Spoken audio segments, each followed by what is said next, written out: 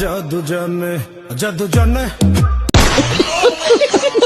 একটু লক্ষ্য করবেন এই যে বয়ামটা, এটা কিন্তু 250 গ্রামের বয়াম। আর এখানে কি রয়েছে?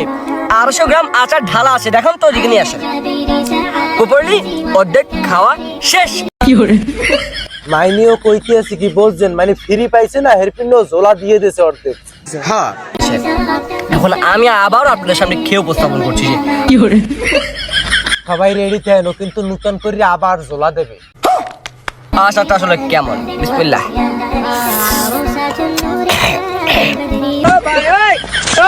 ভাই ও যে কায়দায় টান দিয়েছে ও মনে হয় আর বেশি দিন বাঁচবে না ভাই। ওই আচারের স্বাদ যাই আর গিলুতে পাক করবে ভাই।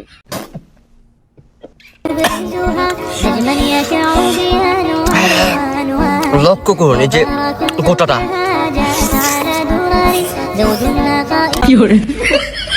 মাইনিও যে কায়দায় করতে আছে ও মনে হয় জীবনে আচার খায় নাই, জীবনে আচার সহেও দেয় নাই।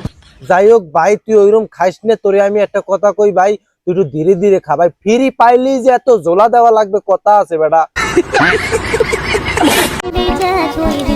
আলহামদুলিল্লাহ আলহামদুলিল্লাহ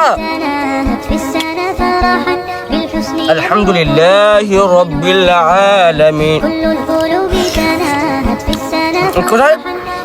আমি ভাই আচার খাইয়া আর যে অবস্থা হইছে, হাতে মনে হয় আরে 2-4 মাসের লাগে তো উগান্ডায় থুইয়ান লাগে।